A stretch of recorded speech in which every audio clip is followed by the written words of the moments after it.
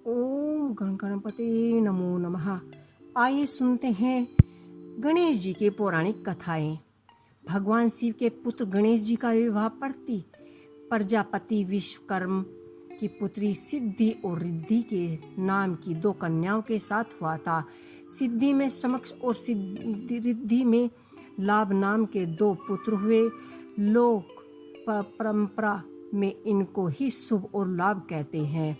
गणेश जी का विवाह भी बड़े रोमांचक परिवार में हुआ था। उनका विवाह नहीं हो रहा था, इसलिए उन्होंने विवाह की भी चर्चा भी सभी पुराणों में उनकी चर्चा की जाती है।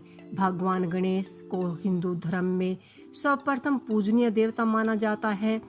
कोई भी मंगल कार्य या शुभ कार्य करने के पूर्व उनका नाम लिया जाता है। उनके नाम लिए बगैर कोई भी कार्य निर्विघ्न तरीके से पूर्ण नहीं हो सकता। आइए जानते हैं उनके संबंध में 5 लोकप्रिय कथाएं। पहली कथा, पुराणों के अनुसार माता पार्वती ने पुत्र की प्राप्ति के लिए पुण्य उपवास यह व्रत किया। इस व्रत और उपवास के चलते माता पार्वती को श्री गणेश जी पुत्र के रूप में प्राप्त हुए। इस व्रत के लिए शिवजी ने इंद्र से प्रजित वृक्ष देने को कहा, परंतु इंद्र ने इसके लिए इनकार कर दिया। तब उन्होंने पार्वती के व्रत के लिए प्राजित के एक वन का ही निर्माण कर दिया। शिव महापुराण के अनुसार माता पार्वती को गणेश जी का नाम निर्माण करने के लिए विचार उन्होंने की सखी जया और विजया ने दिया था। उनकी सखियों ने उनसे कहा था कि नदी और सभी गण सिर्फ महादेव की ही आज्ञा का पालन करते हैं, इसलिए आपको भी एक ऐसा गण की रचना करनी चाहिए जो सिर्फ आपकी ही आज्ञा का पालन करे। इस विचार से पार्वती पवित्र होकर माता पार्वती ने श्री गणेश जी को अपने शरीर के मैल से उत्पन्न किया।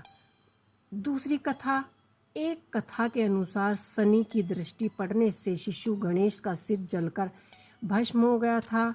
इस पर दुखद परिवार सती नहीं से ब्रह्मा ने कहा कि जिसका सिर सर्वप्रथम मिले उसे गणेश के सिर पर लगा दो। पहला सिर हाथी के बच्चे का ही था। इसी प्रकार गणेश जी गजानन बन गए।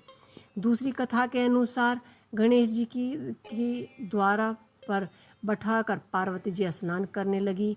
इतने में ही शिव जी आए और पार्वती के भवन में प्रवेश करने लगे। गणेश जी ने जब उन्हें रोका तो क्रुद्ध शिव ने उसका सर काट दिया। इन गणेश जी की उत्पत्ति शिव पार्वती जी ने चंदन के मिश्रण की थी।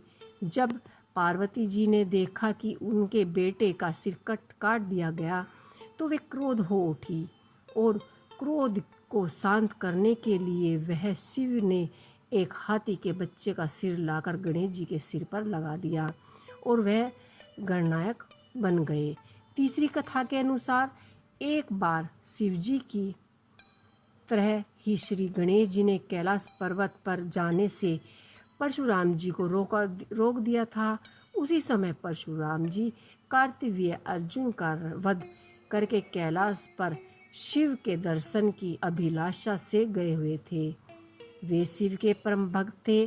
गणेश जी के रोकने पर परशुराम जी गणेश जी से युद्ध करने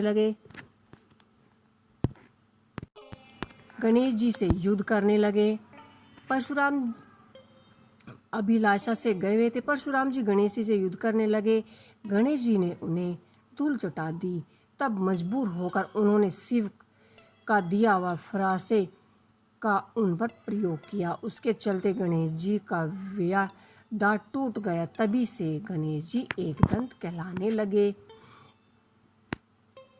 उनके क्रोध को शांत करने के लिए भगवान शिव ने एक हाथी के बच्चे का सिर लाकर गणेश जी के सिर पर लगा दिया और वह स्कंद पुराण।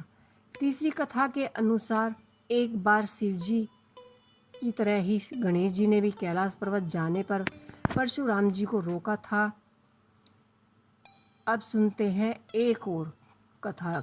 विष्णु भगवान का विवाह लक्ष्मी जी के साथ निश्चय हो गया। सभी देवताओं को निमंत्रण भेजा गया, परंतु गणेश जी को नहीं भेजा गया। भगवान विष्णु की बारात जाने के लिए सभी देवी देवता आपस में चर्चा करने लगे कि गणेश जी नहीं आए। फिर सभी ने विष्णु जी से पूछा तो उन्होंने कहा, हमने गणेश जी के पिता भोलेनाथ महादेव को न्योता भेजा है। यदि गणेश जी अपने माता पिता के साथ आना चाहते हैं तो कुछ आ सकते हैं। कुछ ने कहने लगे कि खाते भी बहुत हैं, यदि आ भी गए तो उन्हें यहीं घर पर ही रक्षा करने के लिए बैठा देंगे। बाद में जब यह बात गणेश जी को पता चली, उन्होंने अपने मूषक सेना आगे भेजकर मार्ग को भीतर से पोल करा दिया। जब बारात वहां से निकली तो रथों के पहिए धरती में धंस गए।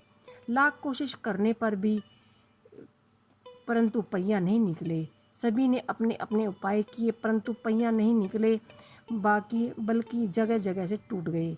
किसी की समझ में कुछ नहीं आ रहा था।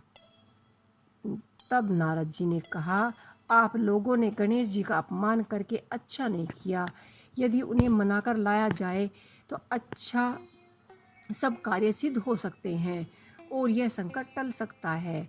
फिर शंकर भगवान जी ने अपने दूत नंदी को भेजा और गणेश जी को लाकर गणेश जी का आदर सम्मान करके पूजा किया और रथ के पहिया निकलवाए।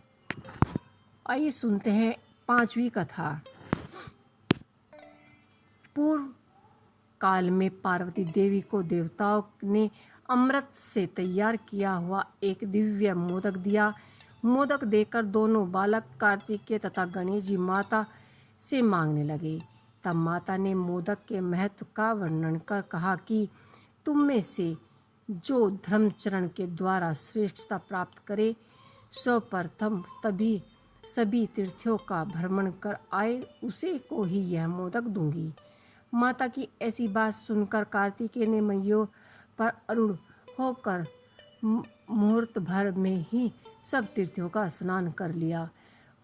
इधर गणेश जी का वाहन मूषक होने के कारण वे तीर्थ भ्रमण में असमर्थ थे। तब गणेश जी श्रद्धा पूर्वक माता पार्वती की परिक्रमा कर पिताजी के सम्मुख आ खड़े हुए। यह देखकर पार्वती जी ने कहा कि समस्त तीर्थ में किए हुए स्नान, संपूर्ण देवताओं को किए हुए नमस्कार, सब यज्ञों का अनुष्ठान तथा सब प्रकार के व्रत, मंत्र, योग, संयम का पालन, ये सभी साधन माता पार्वती के पूजनीय के 16वें अंश के बराबर भी नहीं हो सकते। इसलिए यह गणेश जी सैकड़ों पुत्रों और सैकड़ों गणों से भी बढ़कर है। अतः यह मोदक मैं गणेश जी को अर्पण करती हूँ। माता पार्वती की भक्ति के कारण ही इसी की प्रत्येक यज्ञ में सबसे पहले पूजा होती है, इसलिए गणेश जी सर्वप्रथम पूजनीय है। तो ये थी गणेश जी की 5 कहानियाँ, पौराणिक कहानियाँ। लगातार आपको ये कहानी कैसी लगी हमें कमेंट बॉक्स में लिख के अवश्य ही बताइएगा। जय श्री गणेश।